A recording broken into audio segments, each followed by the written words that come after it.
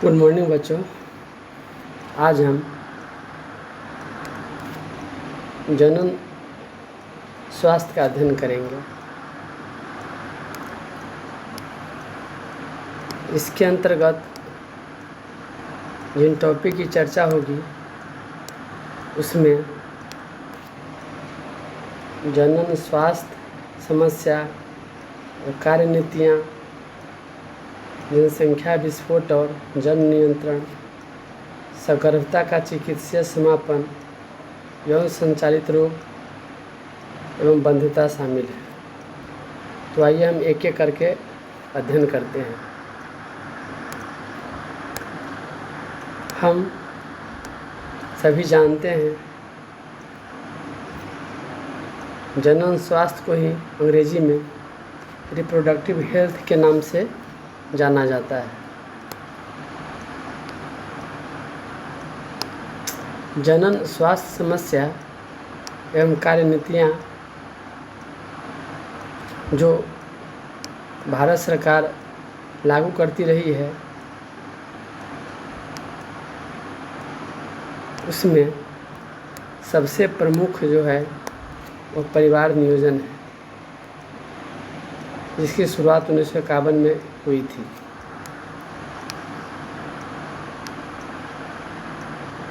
शुरू में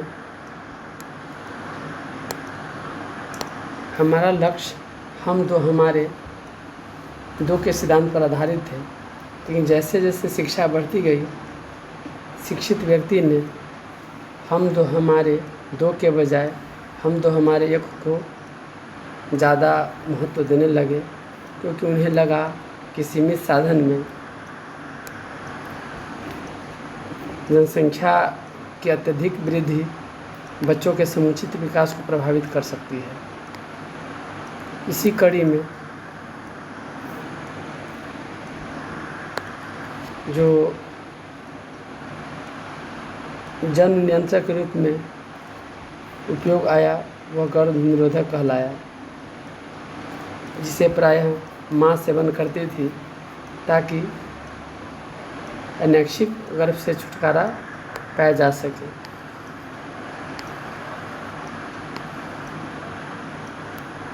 हमारे समाज में भ्रूण हत्या की समस्या जड़ से व्याप्त है। इसके पीछे कहीं न कहीं मनचाहा संतान की पुरुष प्रवृत्ति रही है। व्यक्ति चाहते हैं कि कुल के विकास हेतु हमारे घर में संतान की रूप में एक बच्चा है, और जिसके कारण अबाध रूप से जनसंख्या वृद्धि होती रहती है और वह भ्रूण हत्या को भी जन्म देती है, जिस पर कानूनी रोक होते हेतु उल वेधन परीक्षण को महत्व दिया गया। इसके अलावा टीकाकरण भी इसमें एक महत्वपूर्ण भूमिका निभाते हैं।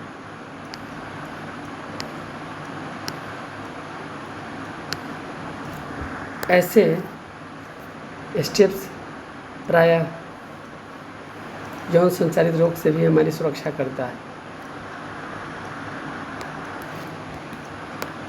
सहेली नामक गर्भ निरोधक गोली की खोज सबसे पहले लखनऊ के केंद्रीय औषध अनुसंधान में की गई थी। हमने देखा है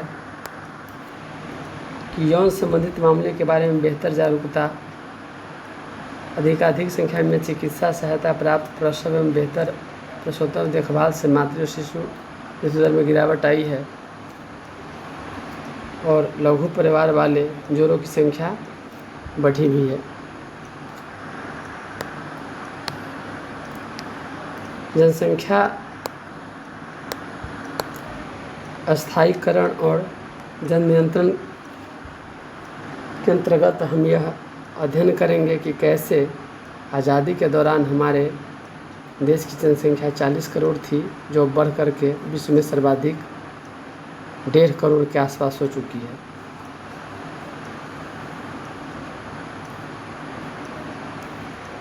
यह सुखद है कि मातृ मृत्यु दर और शिशु मृत्यु दर में कमी आई है, लेकिन इसके साथ इस बात से भी इनकार नहीं किया जा सकता कि जनसंख्या को कंट्रोल करने के लिए हमें शिक्षा के साथ अन्य पहलू का भी प्रयोग करना अनिवार्य है।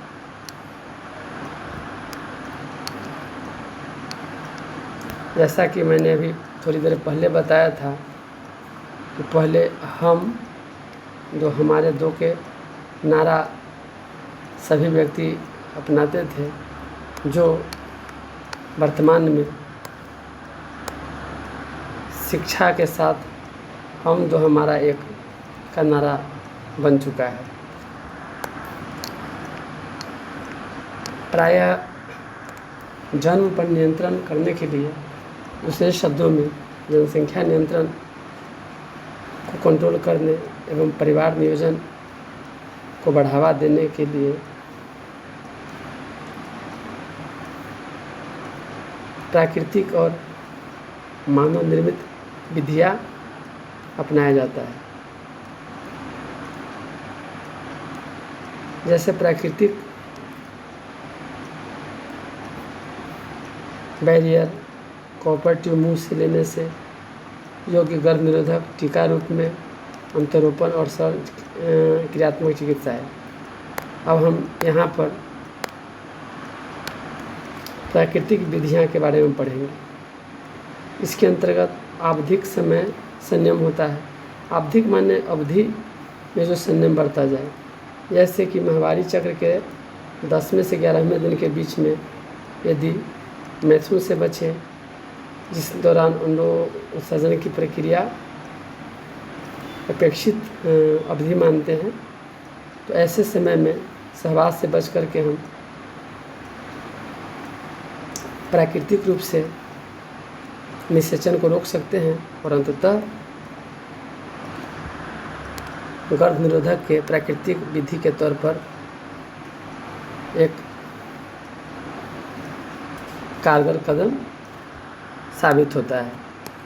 आगे देखें तो मैथुन के दौरान बाह्य स्खलन करके पुरुष अपने शुक्राणु को अंडाणु से मिलने से बचा सकता है, और जिस कारण से हम अनचाहे संतान से छुटकारा पा सकते हैं। आगे देखें तो स्तनपान अनार्तव है। इसमें जिस सिद्धांत को अपनाया जाता है वो इस बात पर जोर देता है कि बच्चों को अत्यधिक समय तक दूध पिलाया जाए, क्योंकि ऐसा करने से उस दौरान कुछ हार्मोनल एक्टिविटीज़ ऐसे शरीर में रहते हैं जो प्राकृतिक तौर से अंडोत्सर्ग को रोकते हैं। आगे हम अध्ययन करते हैं तो पाते हैं कि उपर्युक्त की जो विधि है, जैसे कि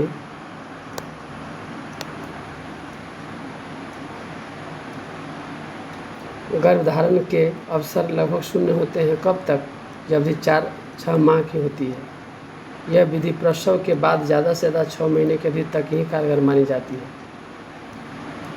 और चूक होने पर इसके दुष्परिणाम भी भुगतने पड़ सकते हैं, क्योंकि असफलता की गुंजाइश भी होती है। तो बैरियर के तौर पर हम कॉन्डम का प्रयोग करते हैं। जैसा कि चित्र से ज्ञात है, पुरुष मैथुन क्रिया के दौरान अपने शिश्न के चारों बगल इसे पहन लेते हैं तो स्खलित वीर्य का अंडाणु से समागम रुक जाता है। इसी तरह से स्त्रियां भी कॉन्डम का प्रयोग कर सकती है, जो निषेचन की क्रिया को रोक करके अनचाहे गर्भ से सुरक्षा प्रदान करता है। आगे हम बढ़ते हैं तो देखते हैं इसी तरह से एक अन्य कृत्रिम विधि है जो काफ़ी मशहूर है, यह कॉपर टी है। कॉपर टी टी आकृति वाला होता है और यह भी अंडाणु और शुक्राणु के मिलन में बाधा बनकर अनचाहा गर्भ से माताओं की रक्षा करती है और जिससे परिवार नियोजन के स्टेप को बढ़ावा मिलता है। आगे देखते हैं तो हम देखेंगे कि प्रायः महिलाओं के द्वारा खाया जाने वाला एक अन्य गर्भ निरोधक प्रोजेस्टेरोन अथवा प्रोजेस्टेरोन और एस्ट्रोजन का संयोजन है। थोड़ी मात्रा में मुंह द्वारा लिया जाता है। यह मुंह में टीका के रूप में ली जाती है। ये गोलियां पिल्स के नाम से लोकप्रिय है। 21 दिन तक प्रतिदिन ली जाती है। इन्हें आर्तो चक्र माहवारी के प्रथम 5 दिनों मुख्यतः पहले दिन से ही शुरू करना चाहिए। यह भी अंडोत्सर्ग और रोपण को संदमित करता है अर्थात रोकता है।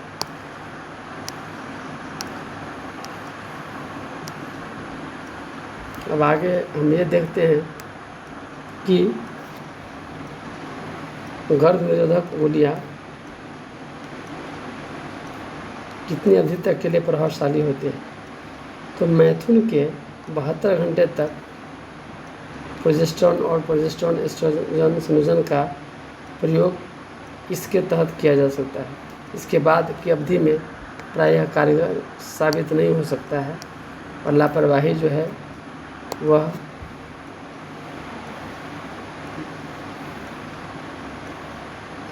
हमारी इच्छा के विपरीत संतान की उत्पत्ति का कारण बन सकता है। गर्भ निरोधक के रूप में बहुत ही प्रभावशाली तकनीक आईयूडी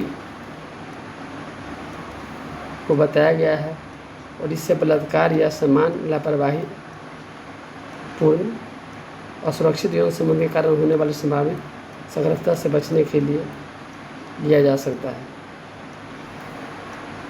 आगे हम देखें तो शल्य क्रिया ऑपरेशन जिसे बोलते हैं, उसमें बंध्यकरण भी कहते हैं। यह भी पुरुष अथवा स्त्री के द्वारा सुझाया गया कदम है जो प्रायः हमें परिवार नियोजन में हमारी सहायता करता है। पुरुष के केस में शुक्रवाहक उच्छेदन जिसे वैसेक्टोमी कहते हैं और महिलाओं के लिए डिम्ब वाहिनी नलिका उच्छेदन जिसे ट्यूबेक्टोमी कहा जाता है। इस शल्य क्रिया को दिया जाने वाला नाम है। इसके दौरान कुछ चीरा लगता है जो पुरुष के शुक्राणु को रोक करके अथवा स्त्री के अंडाणु को रोक करके दोनों के मिलन को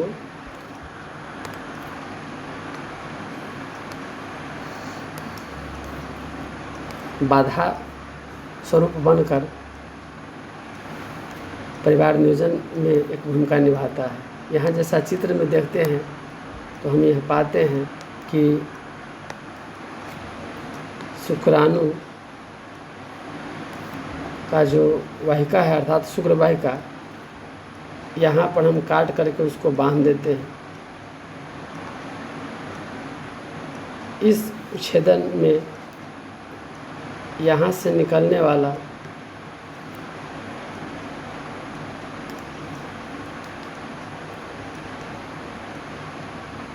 स्पर्म अर्थात शुक्राणु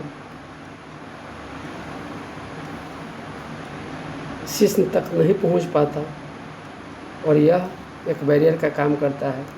इसी तरह से महिला की स्थिति में हम फैलोपियन ट्यूब होता है, फैलोपियन नलिका, इसको हम काट करके प्रायः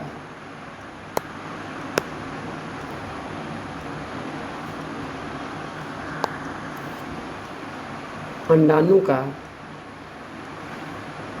आगमन गर्भाशय में नहीं हो पाता और जिस कारण से शुक्राणु का संयोग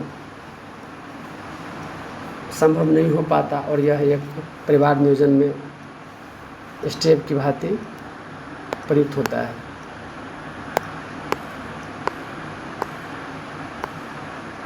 आगे हम यह देखते हैं कि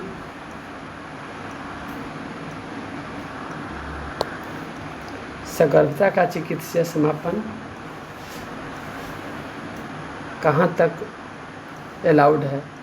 जैसा कि हम देखते हैं, गर्भावस्था पूर्ण होने से पहले जानबूझकर या स्वैच्छिक रूप से गर्भ के समापन को प्रेरित गर्भपात या चिकित्सीय सगर्भता समापन कहा जाता है।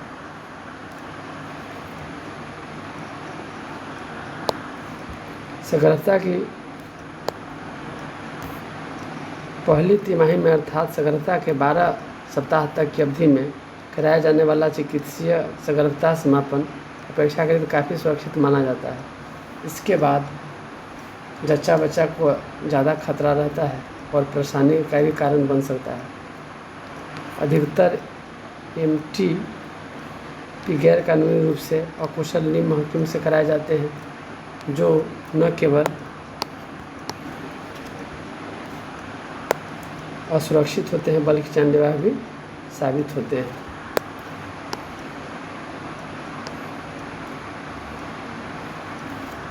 इसी के साथ हम आज इस टॉपिक को यही ख़त्म करते हैं। कल यौन संचालित होने वाले रोगों के विषय में और उससे बचाव के विषय में चर्चा किया जाएगा। धन्यवाद।